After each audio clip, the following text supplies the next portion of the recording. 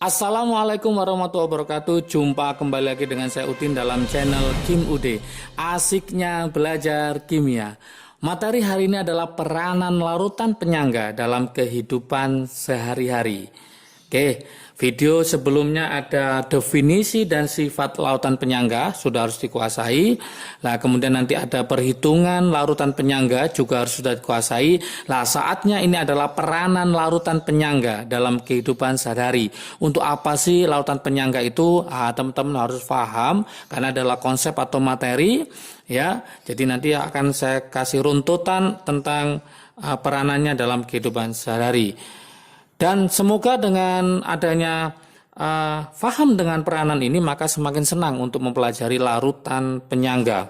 Oke, sebelum video ini saya bahas ya, materi ini saya bahas, jangan lupa like, subscribe, dan komentarnya. Juga lonceng ditekan supaya tidak ketinggalan video terbaru dari Kim Ude. Oke, tanpa berlama-lama kita mulai. Apa sih peranan larutan penyangga dalam kehidupan sehari-hari itu?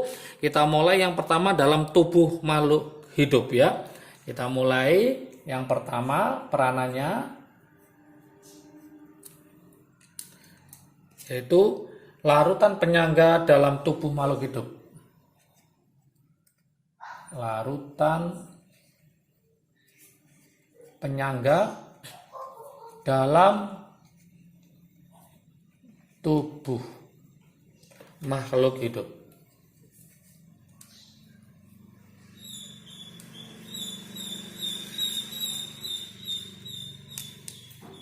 Apa aja peranannya penyangga dalam tubuh makhluk hidup? Yang pertama atau yang awal adalah larutan penyangga darah. Larutan penyangga darah.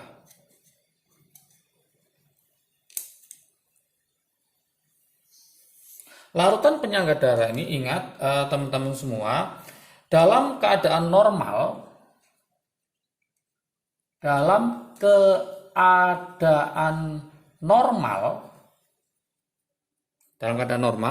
darah manusia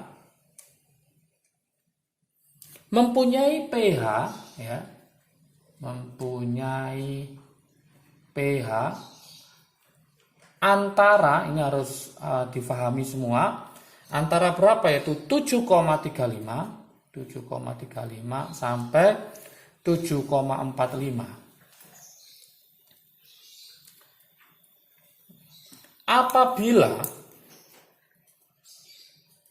Apabila pH darah manusia di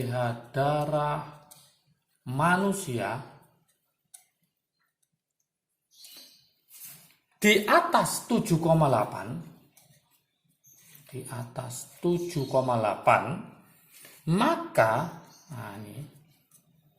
maka organ tubuh manusia akan menjadi rusak. Maka organ tubuh manusia itu menjadi rusak. Ini harus paham juga. Jadi kalau di atas 7,8, maka organ tubuh manusia ini akan menjadi rusak. Sehingga harus dijaga kisaran pH-nya. Sehingga harus dijaga kisaran pH-nya. Supaya apa? Supaya nanti konstan kisaran pH-nya. Dengan apa? Yaitu dengan larutan penyangga.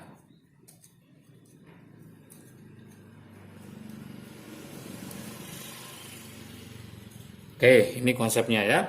Oke. pH tersebut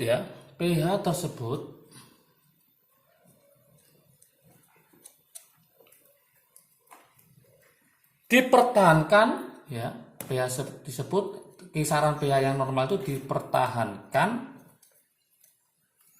oleh penyangga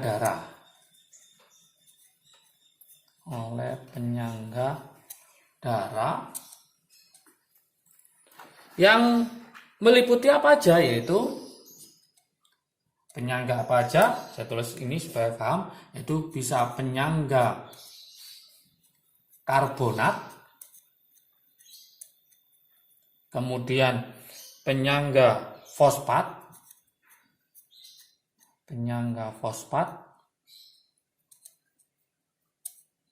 dan penyangga hemoglobin.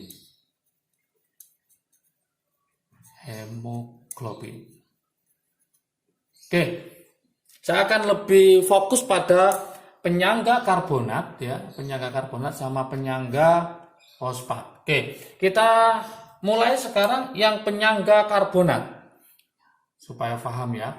Penyangga karbonat. Ini penyangga darah ya, supaya nanti kisaran pH-nya tadi antara 7,35 sampai 7,45. Itu ada namanya penyangga karbonat. Penyangga karbonat berperan dalam mengontrol pH darah ya. Nah, ini berperan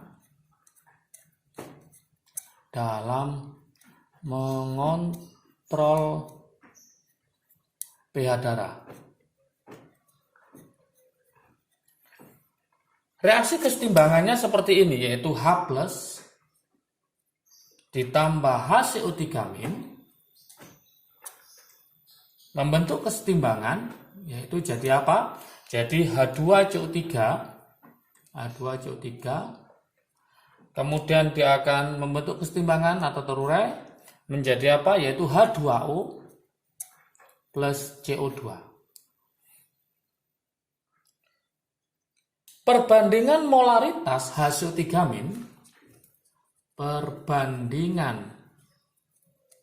molaritas HCO3- dengan H2CO3 ini merupakan pasangan asam basa konjugasi adalah 20:1 untuk mempertahankan pH darah 7,4.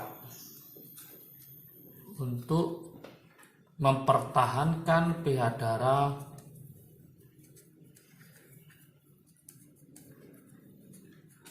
7,4 ya. Kenapa HCO3- ini lebih banyak? Kok 20:1? Kenapa HCO3- lebih banyak? Karena nanti hasil metabolisme dalam darah lebih bersifat asam. Sehingga harus diimbangi dengan HCO3- yang banyak. HCO3- adalah basa konjugasinya. Jadi dia akan mempertahankan pH-nya sekitar 7,4, sekitar di daerah ini supaya apa? Supaya normal atau stabil. Itulah kegunaan dari penyangga karbonat. Jadi memang di sini angka 20 lebih banyak daripada asamnya karena kebanyakan hasil metabolisme dalam darah lebih bersifat asam, sehingga harus mengimbanginya dengan HCO3- lebih banyak karena dia adalah basa konjugasinya. Berikutnya yang gak kalah penting dari penyangga dalam darah adalah penyangga fosfat. Saya tulis ini ya, yaitu penyangga fosfat. Oke. Penyangga fosfat ini merupakan penyangga yang ada di dalam sel atau yang dikenal dengan namanya intrasel ya. Jadi penyangga fosfat berada di dalam sel. Di dalam sel atau bahasa lainnya adalah intrasel. Ini sering ditanyakan ya di soal-soal, penyangga yang termasuk intrasel dalam darah adalah penyangga fosfat. Oke. Penyangga ini adalah campuran. Penyangga ini adalah campuran dari asam lemah. Asam lemahnya adalah H2PO4- dan basa konjugasinya. konjugasi, yaitu apa? HPO4 2-. Nah, reaksinya bagaimana reaksi kesetimbangannya? Seperti ini. HPO4 ya, HPO4 2-. Ini berarti hanya ada satu aja. HPO4 2- ditambah H+ nanti jadi H2PO4-. Ini min ya, min. Oke. Nah, ini adalah pasangan asam basa konjugasi, di mana ini adalah basanya, ini basa. Yang ini adalah asamnya, asam. Berarti pasangan asam lemah dengan basa konjugasinya. Oke. Berikutnya yang nomor 2 dari ini dalam tubuh makhluk hidup. Kemudian yang nomor 2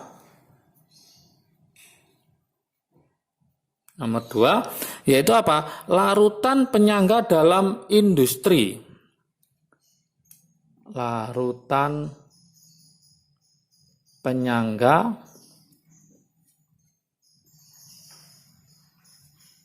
dalam industri.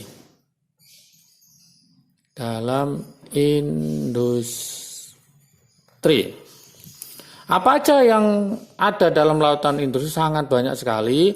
Contohnya beberapa ya. Ini misalkan yang pertama adalah industri farmasi. Dalam industri farmasi. Oke, dalam industri farmasi nanti berkaitan dengan obat-obatan ya, yaitu dalam bidang obat-obatan, misalnya obat tetes mata ya. Ini dalam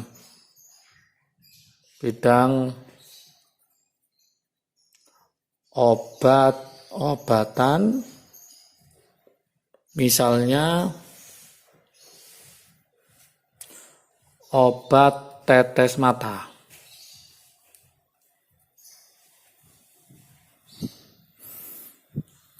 Suasana pH obat tetes mata. Suasana pH obat tetes mata.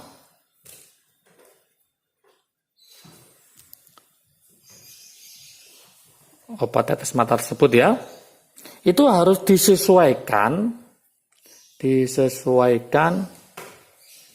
dengan kondisi pH manusia. Dengan kondisi pH manusia agar tidak menimbulkan bahaya. Agar tidak menimbulkan bahaya.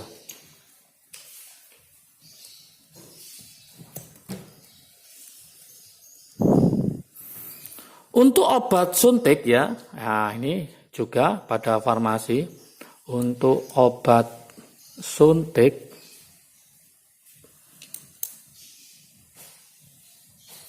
oke, pH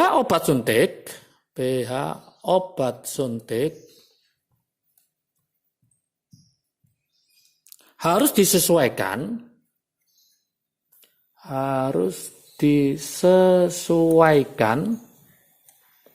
dengan pH darah. Agar tidak terjadi lah, ini peristiwa yang sangat berbahaya, agar tidak terjadi asidosis ya. Asidosis atau alkalosis. Alkalosis pada darah. Oke, silakan nanti dicari ya.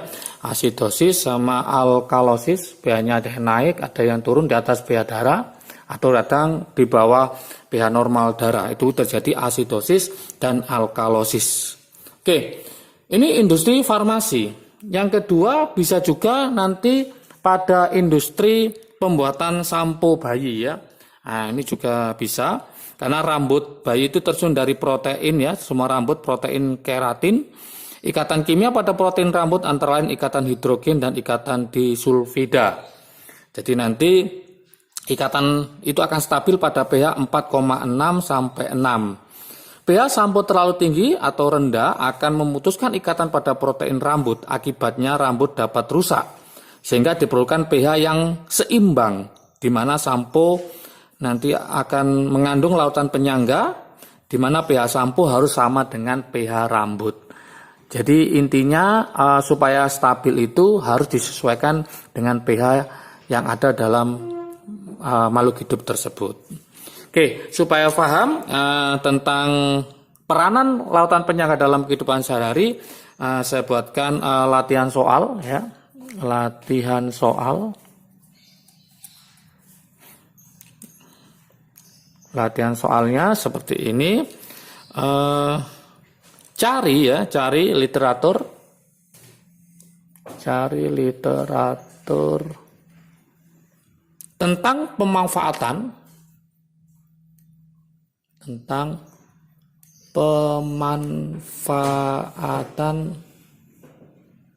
larutan penyangga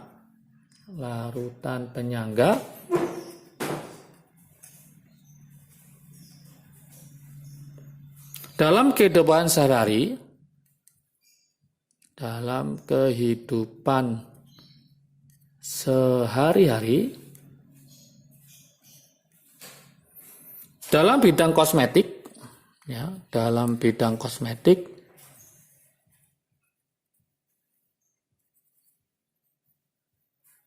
dan pengolahan limbah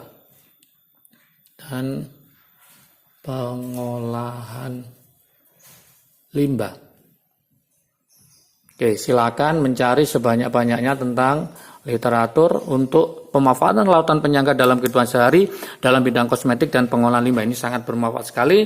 Semoga membuka pengetahuan teman-teman terhadap peranan lautan penyangga supaya nanti lebih suka untuk mempelajari penyangga karena sudah tahu kebutuhan atau keperluannya untuk mempelajari lautan penyangga tersebut. Jangan lupa semangat belajarnya, ditunggu video berikutnya adalah perhitungan lautan penyangga baik cara langsung maupun cara tidak langsung. Oke, semoga bermanfaat. Jangan lupa semangat belajarnya, sukses selalu, siap UTBK mulai dari sekarang, jaga kesehatan, salam sukses dari Kim UD. Asiknya belajar kimia. Assalamualaikum warahmatullahi wabarakatuh.